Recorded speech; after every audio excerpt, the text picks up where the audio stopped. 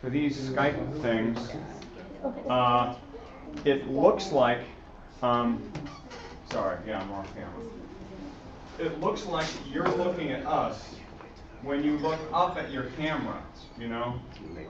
There, look at that, yeah. See, now I'm looking at you now? yes, that looks great.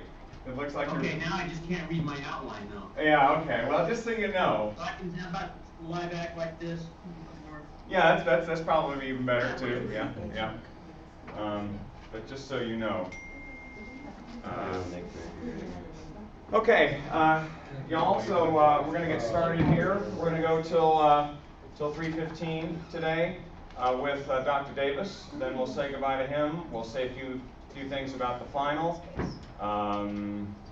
Your deadline for your papers, as you know, is at the end of the day tomorrow.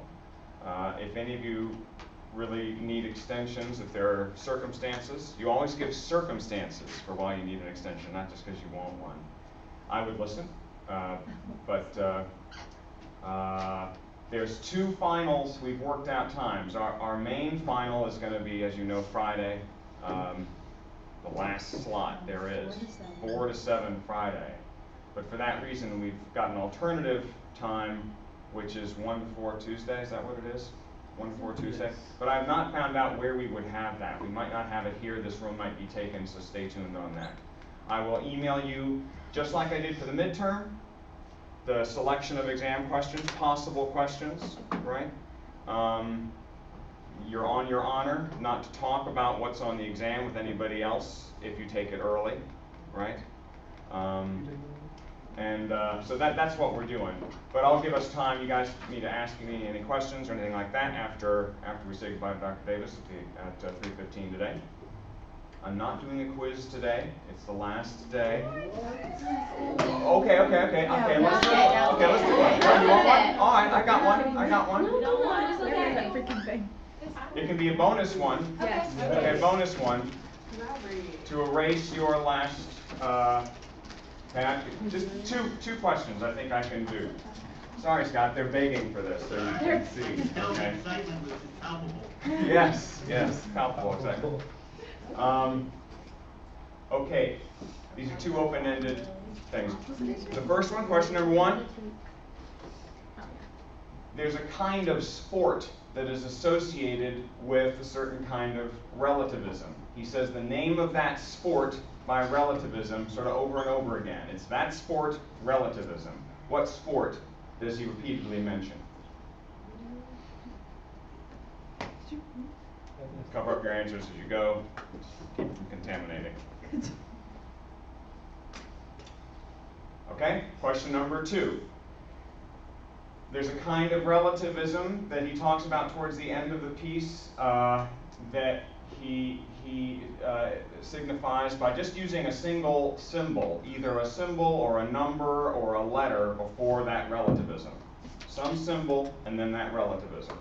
He talks about how that kind of relativism exists, probably. Or morality, morality. Okay? So it's a certain kind of morality.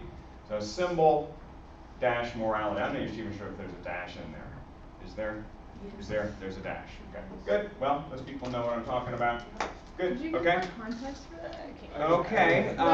It's kinds of moralities. It's a kind of morality that he feels like does exist, and we can rest assured that that exists. And he links it to linguistics.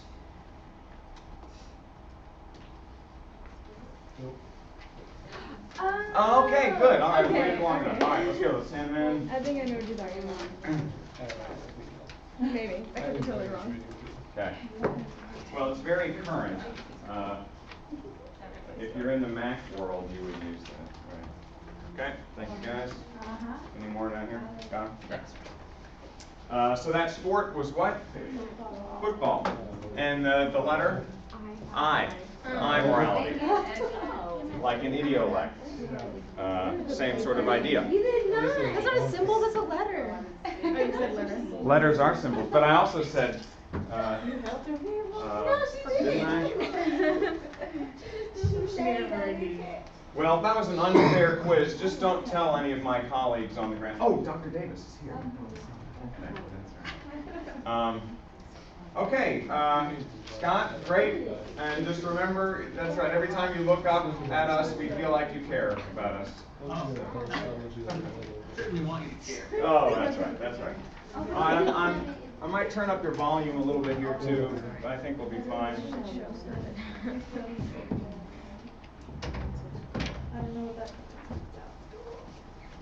Okay, take it away, Scott. You got it.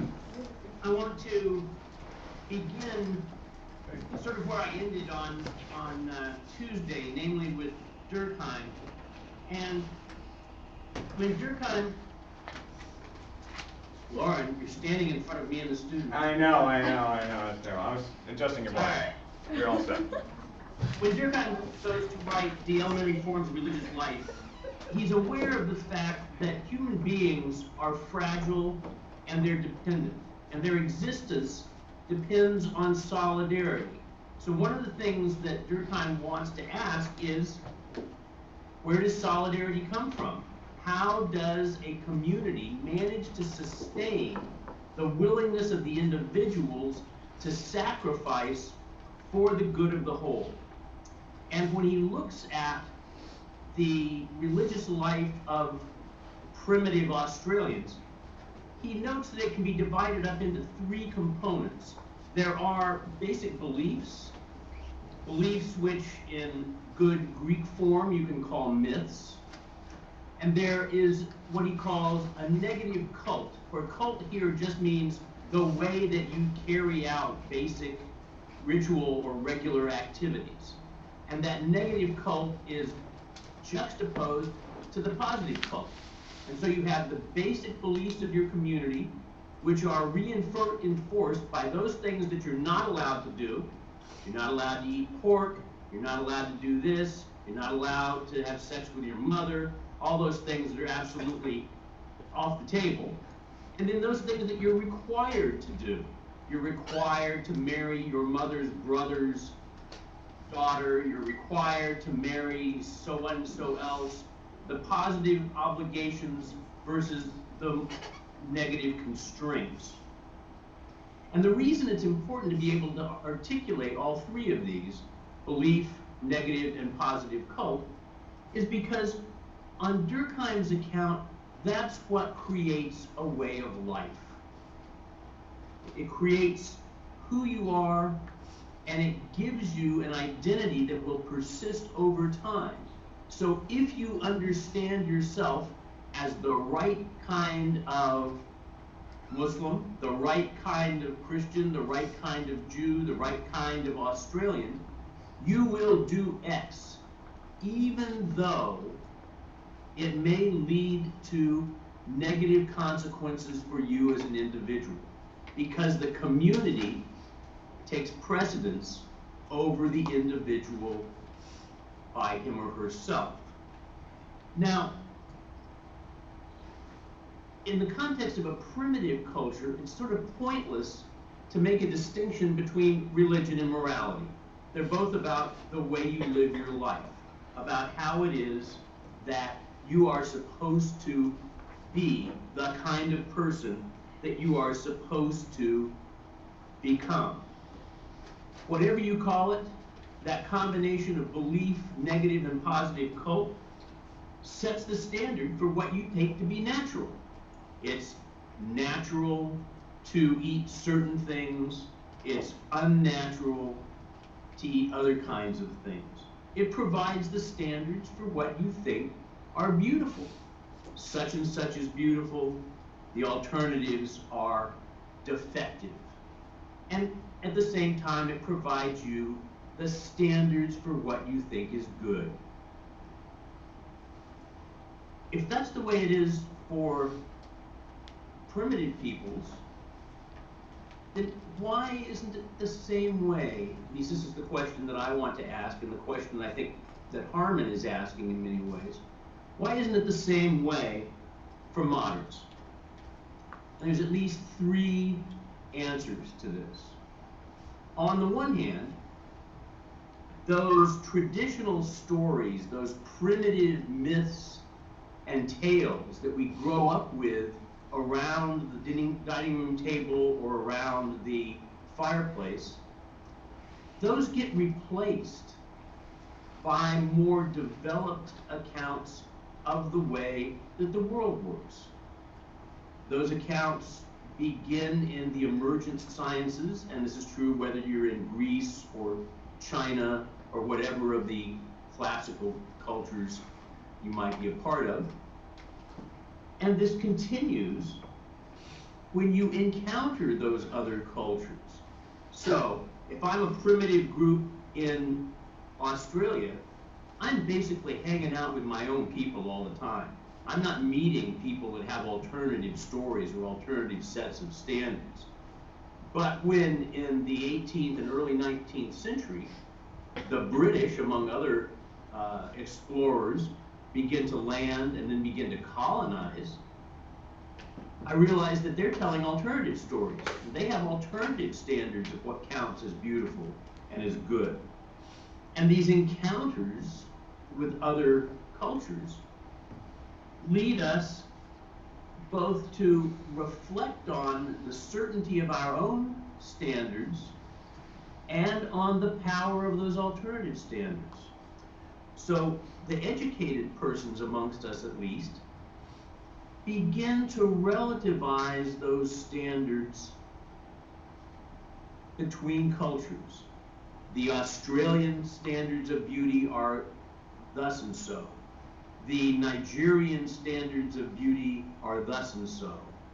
The 18th century French standards of beauty are like this, but what changes when we get to the late 19th or 20th centuries?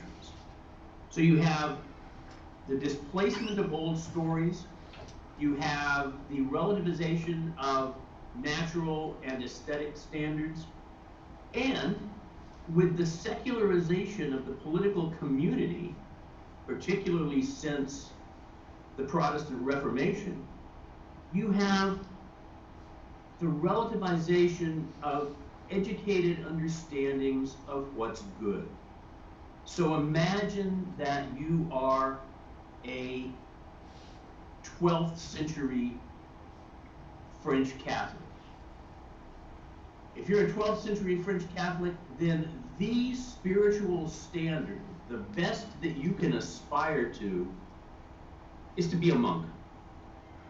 That puts you closest to God, that puts you at the highest peak of the spiritual ladder, and other alternatives are further down. But by 16th century Germany, people like Martin Luther are saying things like, monks are bunk. Nuns are just a waste of time. And we have this relativization of religious and spiritual standards. When we get to 18th century France, we have a further relativization of political standards, a relativization that's already started to take hold, for example, in the United States.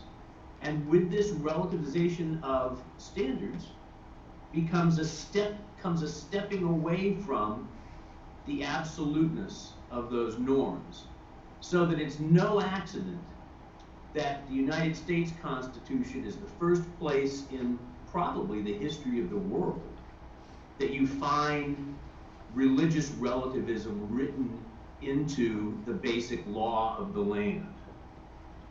Now, on the one hand, this kind of relativizing is a good thing, and this is why Harman thinks it's important. By relativizing these standards, we make it a little harder for people to go to war against each other. A little harder for somebody to say, that person is a degenerate, therefore we don't have to take seriously her rights. But from the perspective of more intermediate, I suppose would be the word I want to use, groups, this relativization looks very scary. Because for some people it means, oh, I don't have to do anything, or I can do anything I want? That can't be right. And so you have, at least in Western philosophy, the consolidation of three different families of moral theories. And Harmon, because he's writing for a professional audience, takes this for granted, and some of these terms he just throws out there like everybody's familiar with them: Kant, consequentialism, virtue, and the like. Of these three basic philosophical families, one of them is simply going to be consequentialism. It's going to be that family of moral theories that focuses on the outcomes of what you do. It's going to come in a lot of different flavors, and I'm not going to go into those even if we did have time. But think of it this way.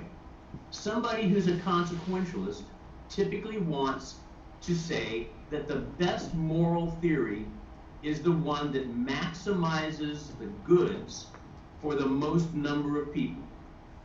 And the classic example of this is what I'll call the fat man in the cave. Have you guys ever encountered the fat man in the cave before? No. All right, imagine this.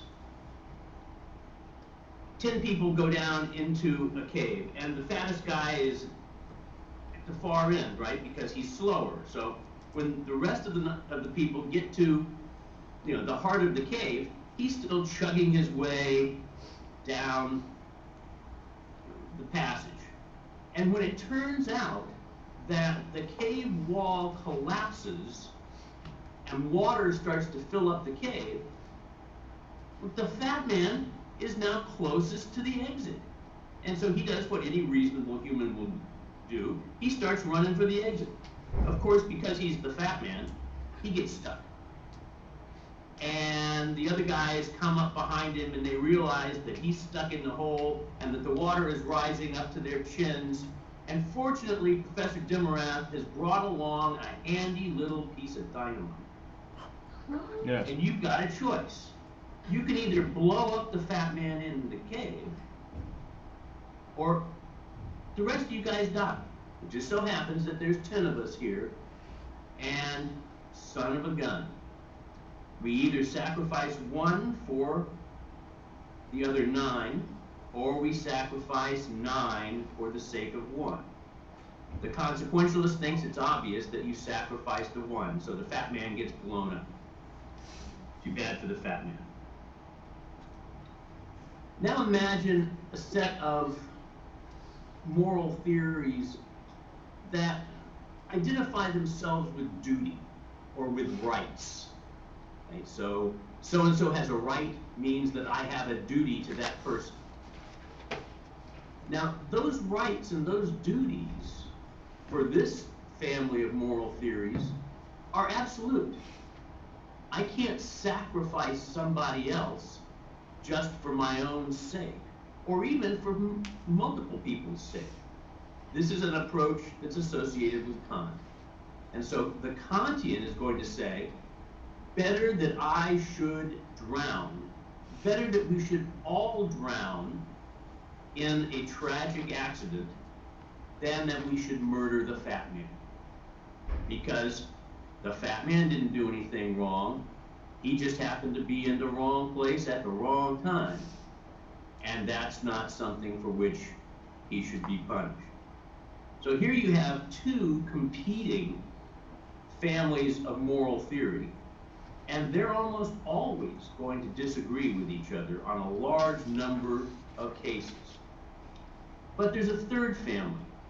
It's the oldest family, but it's the one that in contemporary philosophy is most recently sort of in the news.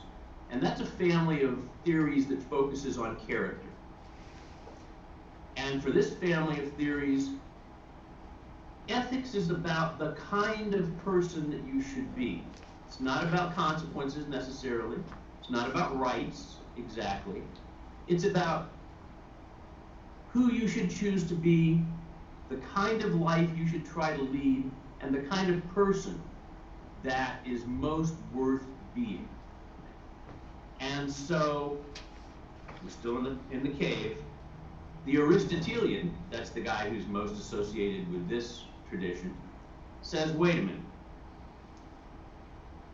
it would be murderous to blow up the fat man. But on the other hand, it would be a form of callous Puritanism for me to let everybody else die. So rather than just let my colleagues die, maybe I should realize that there's something good about taking care of my friends, and if I can't get the fat man out of the cave, maybe we have to sacrifice it. Where now it's a sacrifice, not a murder. So with each of these families comes a different moral vocabulary. With each moral vocabulary comes a different set of linguistic expectations. Namely, if you say X, then you're committed to Y. If you say blowing the fat man up is a murder, then you're committed to saying that you are a wicked person. If you're committed to saying that blowing up the fat man maximizes the good, then you are a good person. And if you're committed to saying that sacrificing the fat man is a tragic but not morally degenerate action, well then you are accepting the uncertainties and tragedies of life. So with all of these different vocabularies floating around, in Western philosophy for about the last 400 years, these different groups have been arguing which one should be accepted. And as I say, there's a lot of variety within these groups, and you can study that in an advanced ethics course sometime. Hey, Scott. But it brings, yeah. It's nice to have these famous philosophers associated with these schools of thought, and with Kant on the duty and rights, and Aristotle for the character thing. Who is it associated with the utilitarian perspective? Is it? Oh, the most famous person associated with utilitarianism is John Stuart Mill. Oh, okay, yeah. Of modern or contemporary philosophers, the one that would probably be most likely to be known by some of your students is Peter Singer, the animal liberation theorist. Yep. And you can see how consequentialism works in that context. Peter says that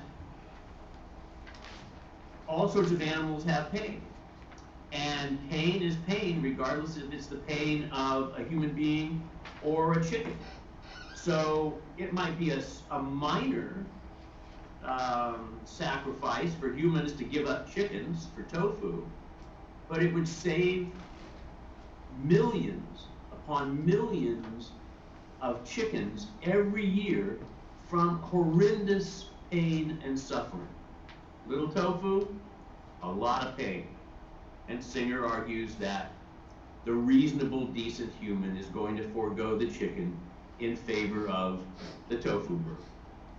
So that's how those are going to work. Now this is going to bring me to Gil Harman. And the little essay that you read from Harman is a summary of a number of essays that he's done over the last 20 years or so on a variety of topics in ethics and ethical relativism. He begins the little essay by saying, look, Paul Boghossian, just to give you a sense of how small this little family is, Gil Harman was a professor at Princeton when I was a grad student. Paul Boghossian was a grad student at the same time I was a grad student, and half the other people who are involved in these debates knew each other at one point in their lives. As a matter of fact, now that Gil Harman is about to retire, his daughter Elizabeth has taken up a position at Princeton. It's a very incestuous community. Yeah, cool. In any case, Harman says, well, look at this. Paul Boghossian writes that back in the 18th century, when we gave up beliefs in witches, it's not that we relativized our beliefs in witches. We just said, that doesn't exist anymore. Let's quit talking about it. And Boghossian wants to say, well, let's treat moral absolutes the same way. let's just say there aren't any. We used to believe in them, but we were wrong. Let's forget about it. And Harman says, wait a minute. There is an intermediate position which I think is worth looking at. He says, consider football relativism. Just to go back to Professor Demorat's quiz. Let's just stay with good old-fashioned American football. Even that is clearly relative depending on the context in which it's played. So that when I was a little kid and we would play football in the street, there weren't 100 yards marked off. Right? There was, the goal post is that Cadillac at the far corner, and the other goal post is that Mercedes the other direction. You cross the line, you get the points. Since there weren't any yard markers, we couldn't get first downs by moving a different amount of space. So the way we played it, 3 complete passes was a first down. Just a variety of sets of rules. Pickup basketball works the same way. Half court's different from full court. 2-on-2 is different from 3-on-3. All of these are recognizably the same sort of game, even though they don't have exactly the same sort of rules or the same sort of expectations.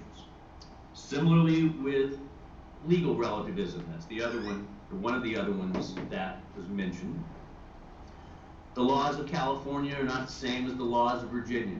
There's laws in Virginia, trust me, that are truly appalling. They're appalling just because they've stayed on the books ever since British common law, and Lord knows why somebody hasn't gotten rid of them. But they haven't.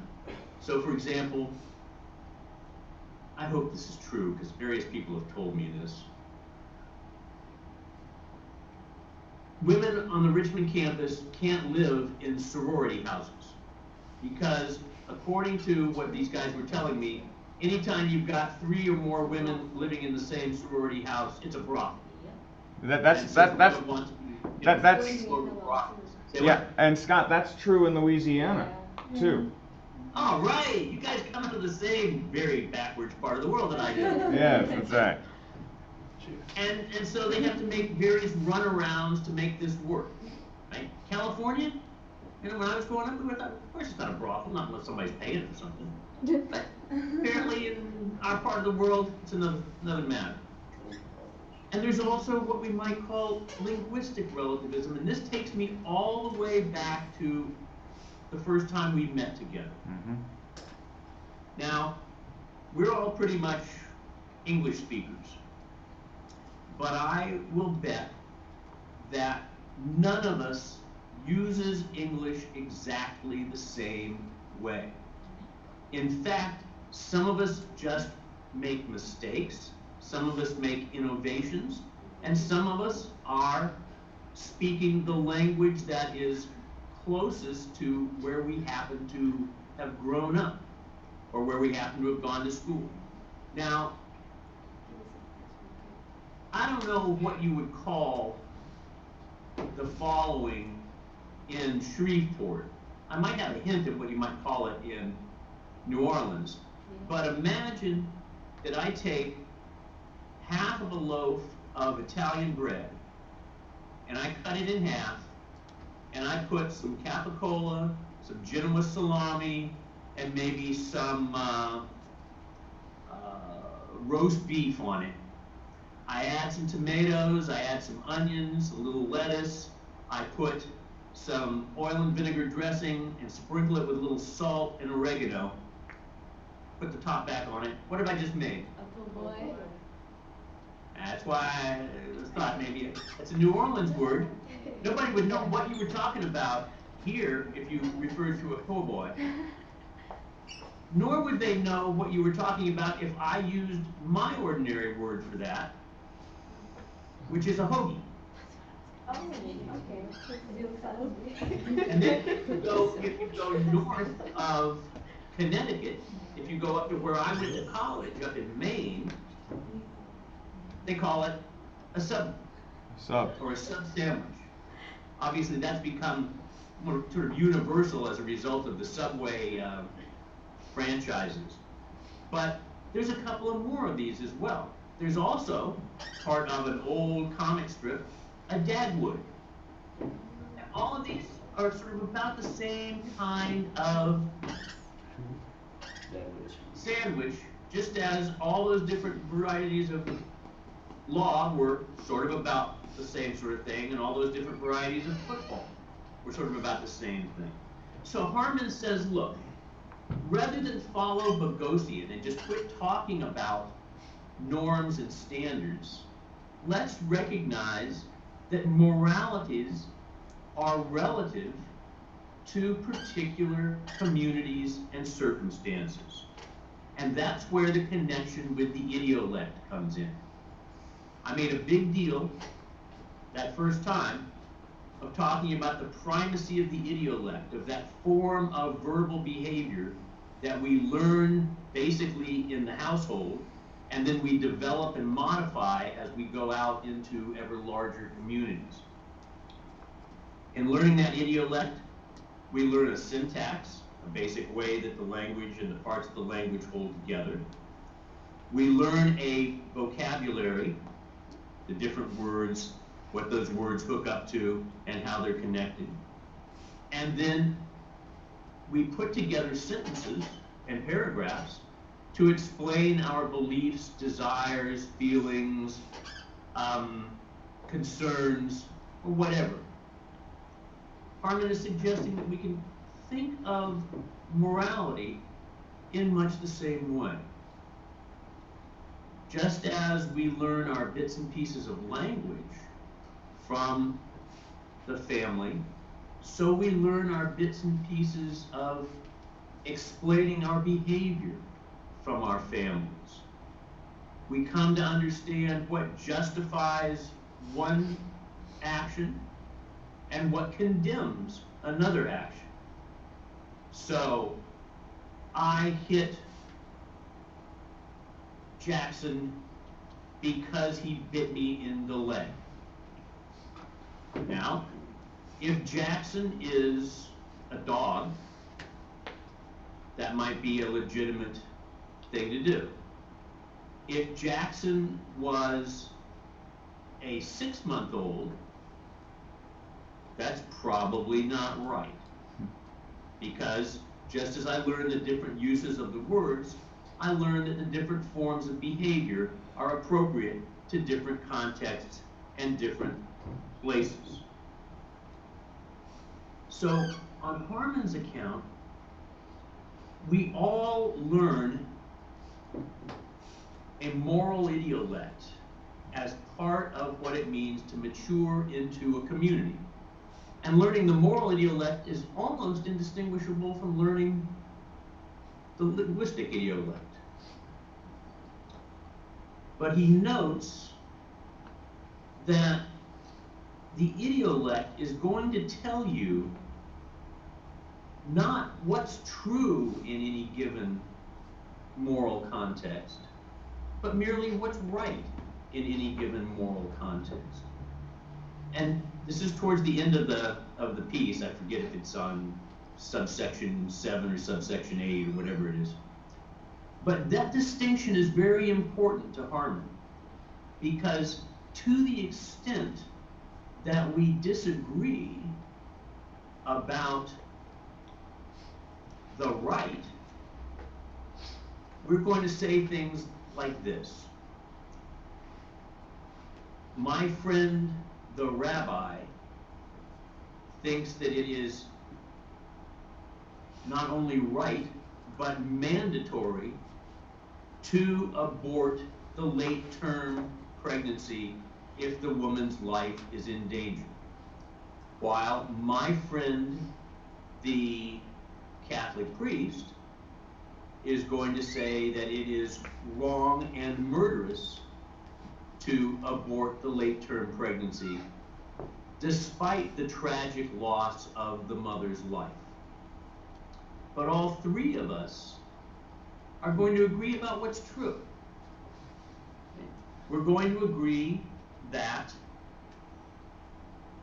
the woman in question is in the 7th to 9th month of her pregnancy, that the water has broken and that the baby has entered the birth canal, or the fetus, we might disagree about what term to use there, and that in order to save the mother, it may be necessary to chop up the fetus part by part. That's the way that it reads in Torah amongst Jews, in order to save the woman's life.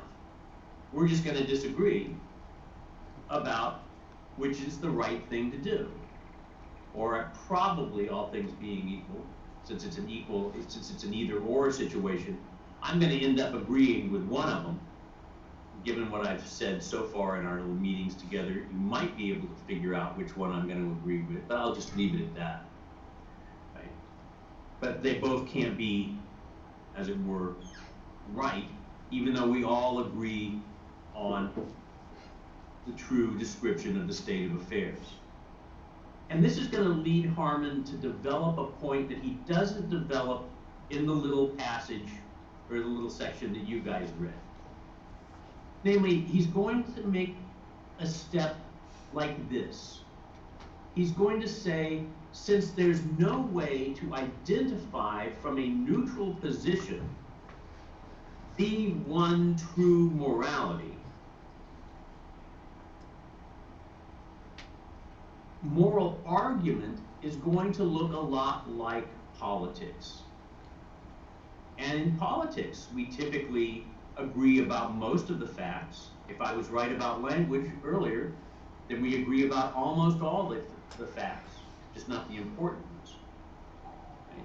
And in politics, we get together, we share our interpretations of the facts, and then we negotiate and deliberate amongst each other to try to come to some sort of conclusion about how to go how to go further.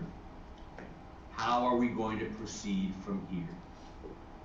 Now, when Lauren said earlier that he assumed that I was going to demolish truth and goodness and perhaps even the American way a little earlier, I said, no, I'm not gonna.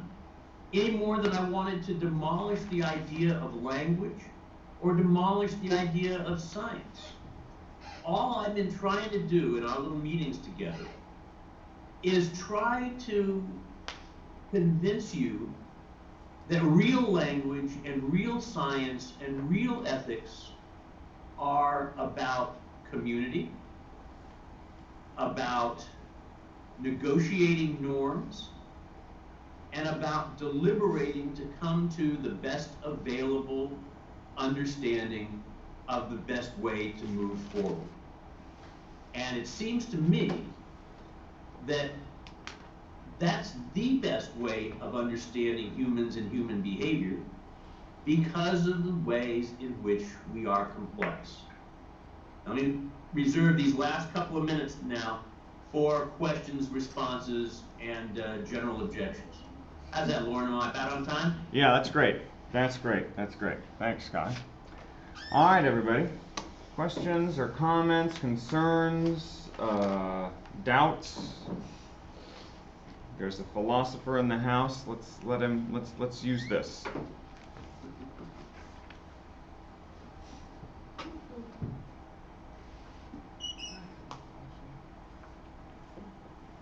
Purple t-shirt looks like he has something to say.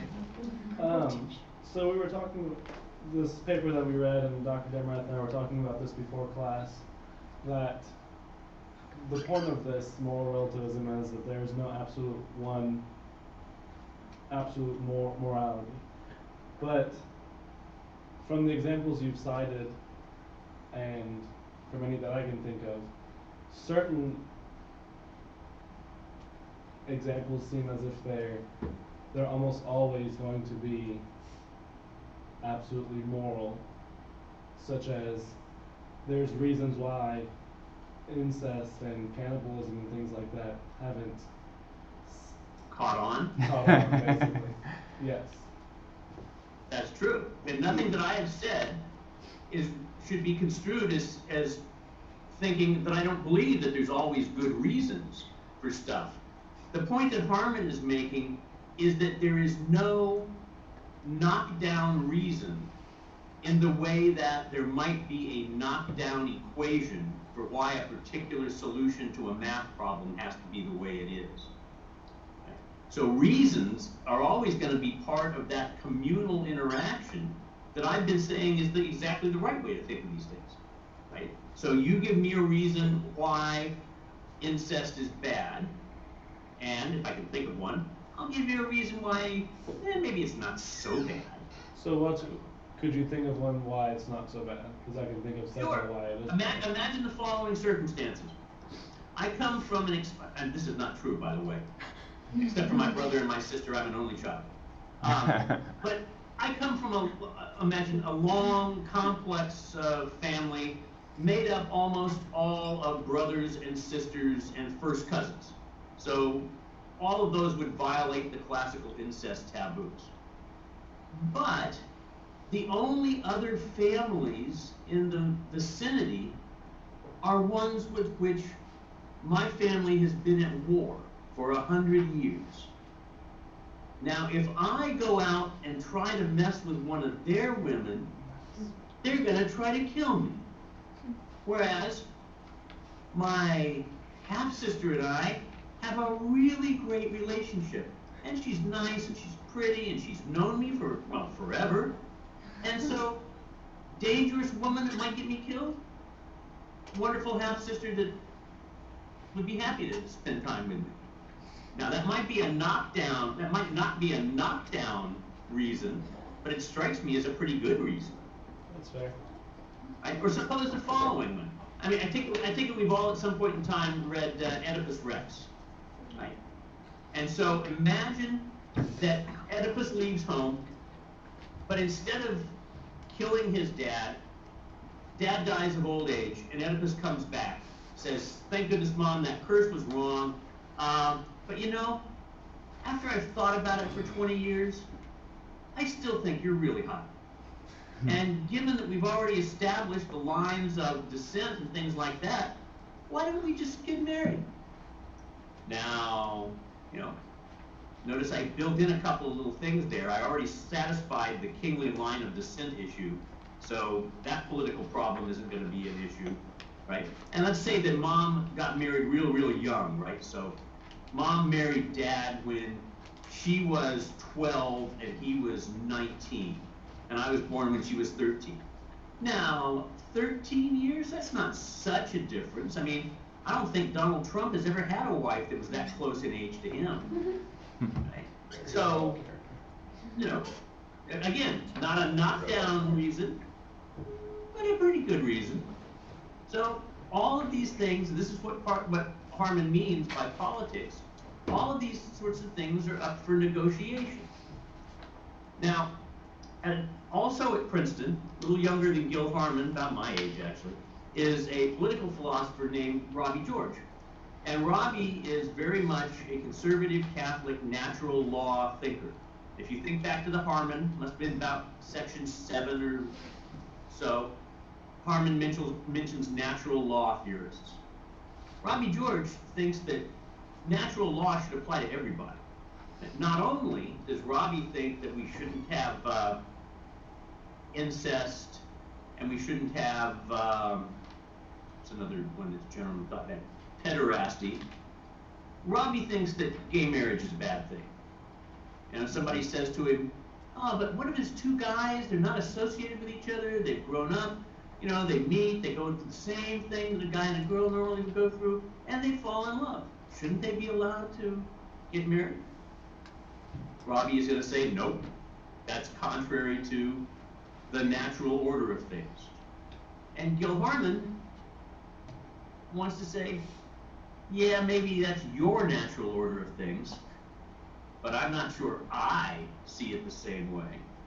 And so from Harmon's perspective, his relativism allows a kind of freedom and mutual love and respect that his colleague Robbie George's approach would rule out of bounds. And that's where these negotiations really become sort of hardcore.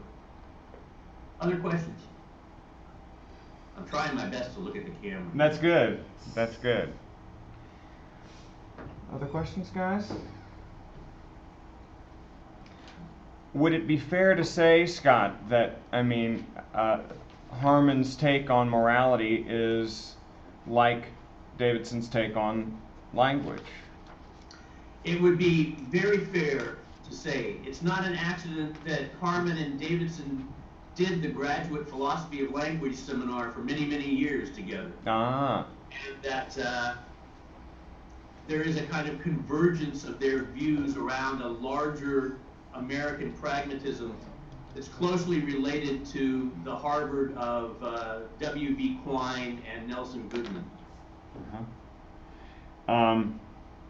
And so what I'm going to say to these guys here in closing, that it does seem like these I-moralities that people have, like idiolects that people have, they're all different, right? Because each of us has a different sort of perspective on what's right and wrong because of our background, the moralities we've been exposed to, and so on. But they're sort of circling around the same basic issues. And so there's like strange attractors, each one being different, and yet helping us do something. No? I think that that's a perfectly legitimate way of putting it. And just to add another wrinkle with the material that I was talking about on Tuesday, Peirce is the original pragmatist. He's also the great American logician before Quine. And Quine's account of language, logic, and knowledge feed directly into subsequent discussions of science like those of Tom Kuhn.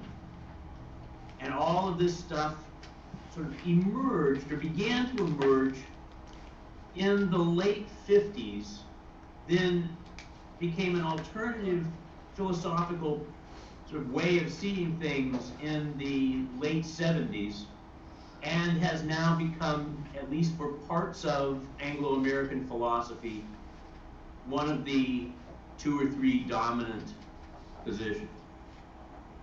Right. Well, Scott, thanks so much for being our punctuation mark on the semester. Does it a dot on the wall? Yeah, you're an important dot, though. Well, thanks, guys. It's been a pleasure.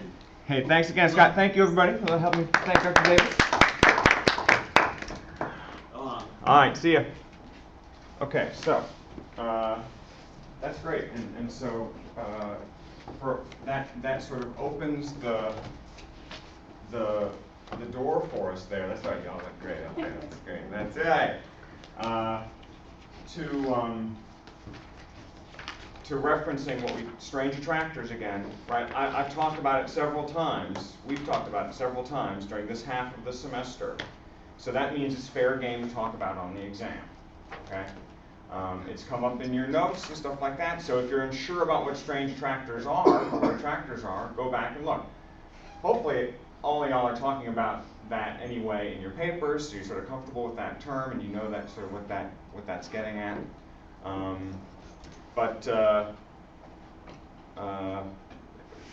Because we're going into studying for the final, it's that second half of the semester that I'm focusing on. Okay, I'm looking for your notes on the second half of the semester, right? Were you in class? Did you follow? Did you understand? Did you study the notes? Are you able to communicate to people like this person what happened, and what these issues are when a certain question is posed? Okay, so I'm going to give you those questions. I'm going to email you the questions, the possible questions, right? I'll do it the same length and format as last time. Maybe giving us time, by the way, so when you're done with the exam, after just like an hour and a half, or whatever you take, you can stop by and hand it in to me at my office, and maybe we could chat a little bit on any issues, that, we never got to talk with Dr. Davis about such and such, or about this or that, and this is an issue that's on my mind, or that was in my paper that I never got resolved. What do you think about this? You guys are going to leave me now. I won't have anybody else to talk to about complexity until God knows when. You know, my colleagues, we're meeting again in San Antonio, and we're going to be writing an e-text on this course. I'd really like to know what you think about certain issues, or what you get, or what you're thinking about, or what you don't get. You know, let me know. So I'll email you those questions, hopefully by lunch tomorrow. Okay, and if not, certainly by midday Saturday. Those of you wanting to take it Tuesday, let me know who's on the list, who I can expect to see. Again, you're on your honor not to talk to anybody who's not taking it in that group, but I'll tell you where we're meeting. We might not meet here because some other class might have this classroom, so I'll figure that out too by Tuesday. And that's it. So we're going to do the evaluations now. Do you want us to tell you like an email or in person or something? What? That we'll be taking Yeah, this. email me, if you would. Okay, well, I'll just hand these out, and I'll note our section for us. Our local code